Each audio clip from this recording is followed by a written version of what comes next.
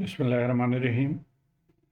आज के इस वीडियो में हम बोर्डे प्लॉट प्रैक्टिस प्रॉब्लम 14.5 सॉल्व करेंगे और मेरे ख्याल में ये बोर्डे प्लॉट के आखिरी होना चाहिए सवाल। बहुत सारे कर लिए हमने, लेकिन इसके लिए एक फरमाइश की है स्टूडेंट ने, तो ये देखते हैं कि कैसे इसको सॉल्व करना है।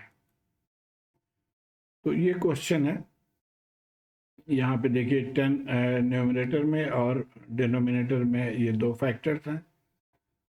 ये पोल्स के हैं इक्वेशन।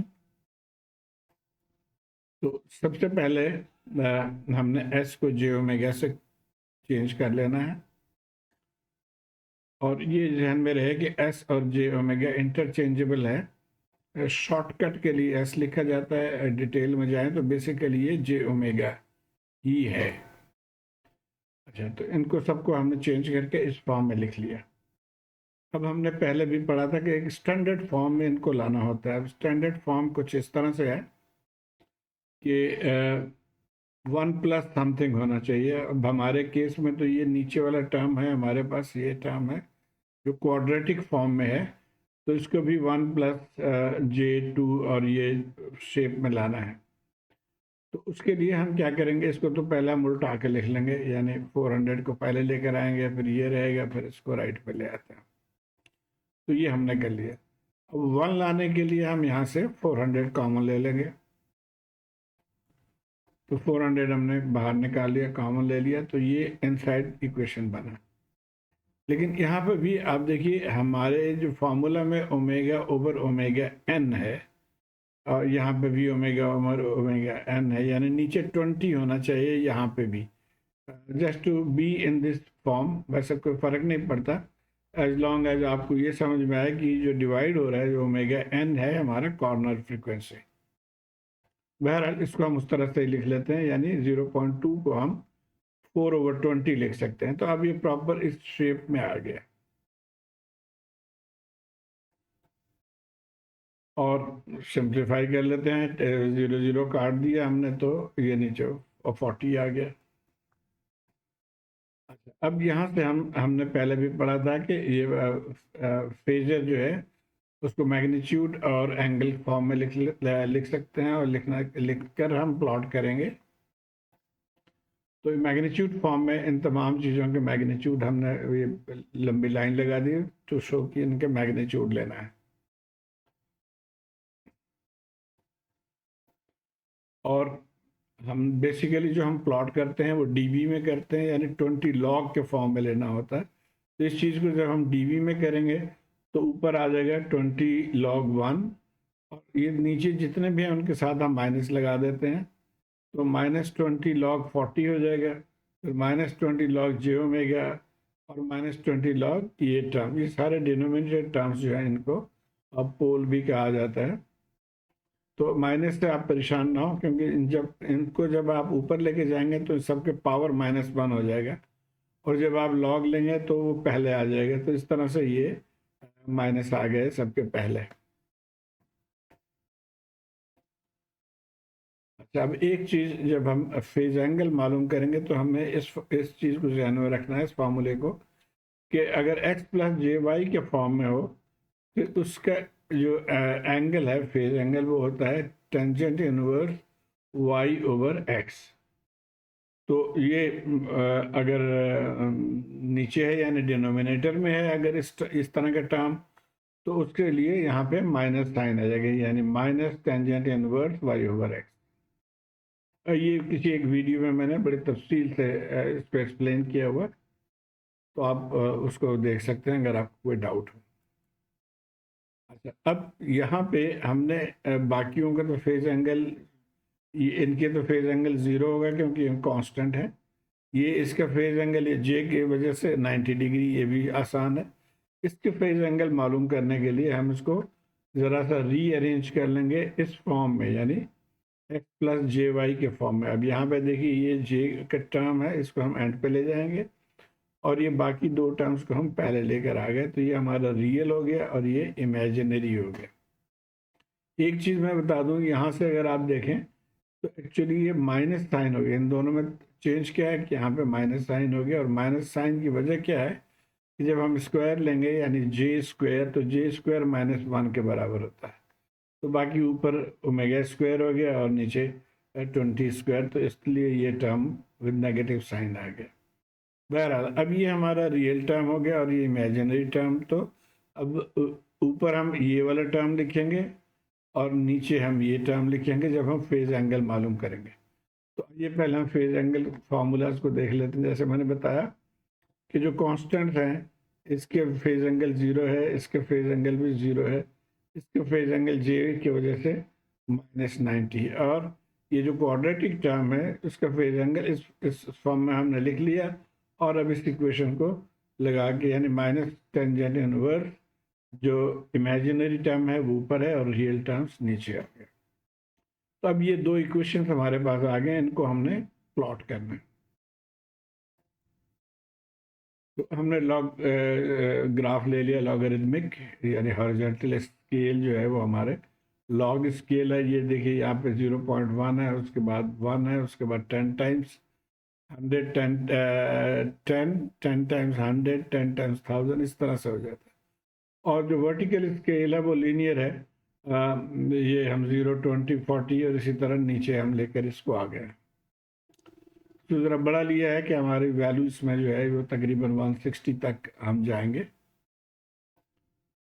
अच्छा, अब सबसे पहले हम प्लॉट कर लेते हैं जी। ये log 1 अगर लेंगे तो ये 0 के बराबर है, तो 0 लाइन हमने इसको मोटा कर दिया। ऐसे ज़रूरी नहीं है कि इस लाइन की, लेकिन हाँ इसकी अहमियत है कि -20 log 40 जो है, ये जब आप कैलकुलेटर से कैलकुलेट करेंगे तो ये -32 आएगा। तो यहाँ से आप 32 यानी हाफ, ये देखें हाफ पे 30 आएगा और थोड़ा सा आगे जाके तो ये 32 यानी एक डिवीजन वो 4 के बराबर है। तो 4 3 जा 12, तो ये -32 आ गया। तो ये प्लॉट हो गया। अब इसके लिए हम जाएंगे अपने बुक में जो टेबल दिया हुआ है उससे हेल्प लेंगे। वो टेबल कुछ इस तरह से है, यानी 1/j⍵, चाहे पावर 1 हो या 2 हो या 3 हो, उसके ये फॉर्म है।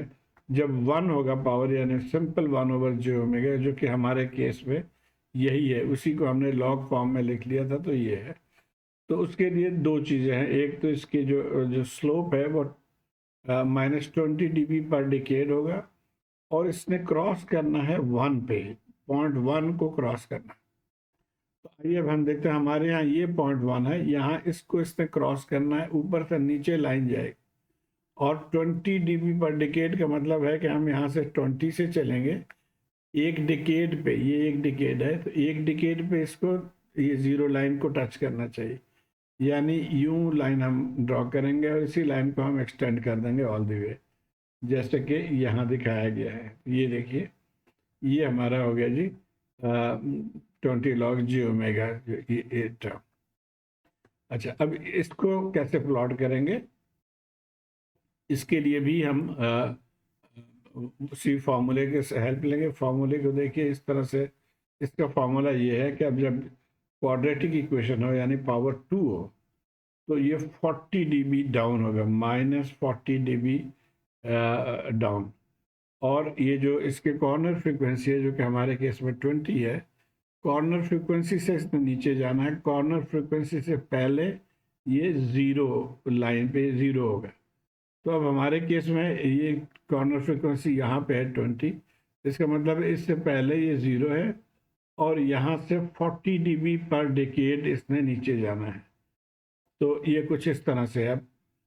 ये तो आसान है, 40 dB पर डिकेड एक्चुअली प्लॉट करने के लिए हम 20 से एक डिकेड आगे चले जाते हैं, यानी 200 हो गया ये। तो यहाँ से लेके यहाँ तक एक डिकेड है। अब 40 dB का मतलब है कि ये 40 dB लाइन है, तो यहाँ पे आना चाहिए। तो ये देखिए, ये हमारा 200 लाइन है, 20 से हम चलें 200 लाइन पे, ये 2 डिकेड नीचे आ गया। तो ये हमारी जो है ना वो मेन लाइन है, और इसको हम एक्सटेंड कर देंगे ऑल द वे। तो अब ये तीनों चीज़ें हमने प्लॉट कर ली हैं। अब इनके मैग्नीट्यूड यानी टोटल सम हमें एक्चुअली रिक्वायर्ड है। तो सम के लिए एक आसान तरीका है कि हम इसको मैथमेटिकली पहले कर लेते हैं। हम ऐड कर लेंगे लेकिन ऐड कहाँ कहाँ पे करेंगे, स्टार्ट पे करेंगे, पर जहाँ जहाँ पे चेंजेस हो। तो आइए देखते हैं। पहले इस चीज़ को ध्यान में रखिए, add only where change is taking place. तो ये स्टार्ट में जाहिर है चेंज यहाँ पे हम कह सकते हैं कि है। तो अब यहाँ पे देखिए क्या है, हमारी एक ये 20 पॉइंट है और ये -32 है। ज़ीरो को आप लिखें ना लिखें डजंट मैटर। 20 और -32 का मतलब हुआ कि -12 जो है ये इसका रिजल्ट आया। यानी जो हम प्लॉट शुरू करेंगे वो -12 से करेंगे, वो हम आगे देखेंगे। अच्छा, उसके बाद आप देखिए यहाँ पे चेंज है, ये लाइन शो करेगी कि यहाँ पे तब्दीली है। उससे पहले कोई चेंज नहीं है, ये लाइन भी इसी तरह से है, ये 0 लाइन है, ये 32 लाइन। यहाँ पे ये चेंज हो रहा है। तो अब यहाँ पे भी हम जो वैल्यूज है वो देखते हैं क्या है। यहाँ पे आप देखिए, एक तो ये वही 0 है, ये कितने पे है, हमने कहाँ देखना, इस पॉइंट पे। ये लाइन को इसीलिए मैंने लाइन लगा दिया। तो यहाँ पे 20 और ये एक डिवीजन 4 है, 24 और हाफ, तो 26 ये है। तो 26 हो गया जी, और ये -32। तो अब हम इसको देखिए, 0 -26 -32 यानी -58 यहाँ पे हो गया। नेक्स्ट चेंज कहाँ पे है जी, यहाँ पे ये देखिए लाइन क्रॉस कर रहा है, ये ऊपर से नीचे और नीचे से ऊपर आ रहा है। तो यहाँ पे भी डेफिनेटली चेंज है। तो यहाँ पे भी हम उसी तरह वैल्यूज लिख लेंगे। अब यहाँ पे क्या क्या है, देखिए ये -32 की लाइन है, इसको तो उसी तरह रहने देंगे। और ये दोनों यहाँ पे मिल रहे हैं, ये पॉइंट कितना है, ये अगर आप ये 40 और 60 के दरमियान देखेंगे तो ये मिड में है, ये 50 पॉइंट है। तो इन दोनों के लिए -50 -50 यानी -32 -50 -50, एक इस लाइन के लिए और एक इस लाइन के लिए। यानी यहाँ पे हमारा टोटल हो जाएगा -132। अब इस डाटा को लेके हम प्लॉट करते हैं। पहले प्लॉट क्या होगा कि हम -12 से चलेंगे और -58 तक आएंगे। तो इस पे पहले हम वो पॉइंट्स आइडेंटिफाई कर लेते हैं, जैसे कि यहाँ पे दिखाया गया कि ये -12 की पॉइंट है और ये -58 की पॉइंट है। तो 12 से लेके और हम -58 पे, इस पॉइंट पे जहाँ पे ये चेंज हो रहा था, वहाँ पे हमने इस लाइन को मिला देना है। यहाँ पे देखिए -58 है और यहाँ पे -12 है, तो सीधे इनको आप मिला दें। अच्छा, अब अगला पॉइंट है कौन सा, जो पॉइंट ऑफ इंटरसेक्शन, वो ये है। यहाँ पे क्या होगा कि हमने -58 से 132 -132 जाना है। यहाँ से -132 की लाइन ये है, और जहाँ पे ये चेंज हो रहा है यहाँ पे इसको लेकर आना है, जैसे कि इसमें दिखाया गया, ये देखिए। तो -58 से -132 तक हम आए, जहाँ पे ये चेंज हो रहा है इस पॉइंट पे। तो ये हमारा प्लॉट, मैग्नीट्यूड प्लॉट जो है वो कंप्लीट हो गया। इसको चाहें तो आप इसको आगे तक ले जा सकते हैं, कोई इश्यू नहीं है। स्लोप इसका यही रहना है इसमें, और मज़ीद कोई चेंज नहीं है। जो यहाँ पे है वही यहाँ पे, वही यहाँ पे, यानी ये स्लोप में कोई तब्दीली नहीं है। ओके, तो ये हमारा हो गया जी, इसको हमने थोड़ा एक्सटेंड कर दिया। ये हमारा फाइनल प्लॉट ऑफ मैग्नीट्यूड हो गया। अब आ जाते हैं हम, अगर आप चाहें, जैसे कि बुक के आंसर में उस स्लोप्स के वैल्यू लिखे हुए हैं, तो आप कोई भी दो पॉइंट के दरमियान अगर आप स्लोप पता कर लें, तो ये आप देखेंगे कि -20 dB पर डिकेड है। तो ये देखिए, अब जैसे यहाँ से लेके और यहाँ तक, -12 से -32, ये 20 dB हो गया एक डिकेड पे। तो इसी तरह ये -20 dB पर डिकेड है। और इसको अगर आप देखेंगे तो ये एक डिकेड, अब यहाँ से लेके यहाँ तक एक डिकेड है। और इस पे देखें तो ये तीन बड़े डिवीजन है, 1 2 और 3, यानी 60 dB, -60 dB इसका स्लोप है। तो उसको भी आप यहाँ पे लिख लें, -60 dB पर डिकेड। और जो बुक में आंसर है वो इसी तरह ही है जिस तरह हमने ड्रॉ किया है। ये देखिए लाइन, जिसको उसने छोटा कर दिया, हमने इसको बड़ा कर दिया, बाकी सारी चीज़ें वही है। तो मैग्नीट्यूड प्लॉट हो गया जी, आप इसको तसल्ली से कंपेयर कर सकते हैं। अच्छा, अब हम आ जाते हैं फेज पे। फेज प्लॉट आसान है, ये हमें गिवन है, तो 0 0 कोई इशू नहीं है। -90 लाइन को हम खींच लेते हैं एक, तो 0 लाइन हो गया, -90 लाइन हो गया। सिर्फ यहाँ पे थोड़ा सा प्रॉब्लम होगा, इसको भी अगर हम फॉर्मूले को जहन में रखें, जो कि ये हमारा फार्मूला था कॉर्नर, इसका जो, सॉरी, ये बुक में प्लॉट दिया हुआ फेज एंगल का वो ये है। यानी अगर डिनोमिनेटर में क्वाड्रेटिक इक्वेशन है तो उसके फेज प्लॉट इस फॉर्म में दिया हुआ है। और ये फॉर्म गौर से देखिए, ये हमारा कॉर्नर फ्रीक्वेंसी, जैसे कि हमारे यहाँ पे 20 है, कॉर्नर फ्रीक्वेंसी से 1/10 आप पीछे जाएंगे, यानी हम 2 पे जाएंगे, और उसके बाद 10 टाइम्स आगे जाएंगे, यानी आप 200 पे जाएंगे। और इसके दरमियान 0 एंड 180 होगा, उससे पहले ये 0, उसके बाद में -180। तो आइए अब हम देखते हैं, सबसे पहले हम आइडेंटिफाई करने कि 20 है किधर। तो ये हमारी 20 लाइन है, ये 10 है, ये 20 है। तो 20 से 10 गुना पहले ये हो गया 2, 20 से 10 गुना बाद ये हो गया 200।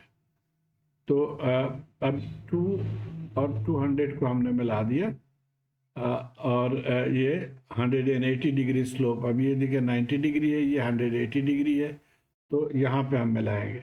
उसके बाद इसको स्ट्रेट लाइन कर दिया, और ये भी 0 के साथ ये स्ट्रेट लाइन हो गया। तो ये दोनों हमारे पास एंगल्स आ गए, दोनों या तीनों। अब इनको सिर्फ उसी तरह ही ऐड करना है जिस तरह हमने मैग्नीट्यूड के केस में किया है। तो अब यहाँ पे देखिए 0 -90, यहाँ पे भी 0 -90 -90, यहाँ पे तब्दीली है, तो यहाँ पे क्या है कि 0 -90 -180, तो ये 270 हो गया। तो अब स्ट्रेट अवे आप -90 से -90 जाएंगे, पहला स्टेप, और कहाँ तक जाएंगे, इस पॉइंट तक। तो आइए देखते हैं, ये देखिए इस पॉइंट तक हमने -90 से 90 तक गए, और उसके बाद यहाँ से हमने 270 तक जाना है। कहाँ पे, ये पॉइंट है, तो यहाँ से हम लाइन ड्रॉ करेंगे 270 पे, और इस पॉइंट तक, जैसे कि यहाँ दिखाया गया है, ये देखिए, ये हमने लाइन ड्रॉ कर ली, और उसके बाद फिर इसको स्ट्रेट कर देंगे। तो ये हमारा फाइनल आंसर आ गया फॉर द फेज प्लॉट। और बुक में भी यही आंसर है, इसी तरह से ही दिया हुआ है, तो इसको आप गौर करके इसको देख सकते हैं। क्या कोई चीज़ ऐड करना चाहें तो आप ऐड कर दें, मान ये एंगल वैल्यू है, टेंजेंट की वैल्यू, तो इस तरह से। तो उम्मीद है आप इसको फॉलो कर पाए होंगे। आप रिकमेंड्स के ज़रिए आगाह कीजिए। बहुत शुक्रिया।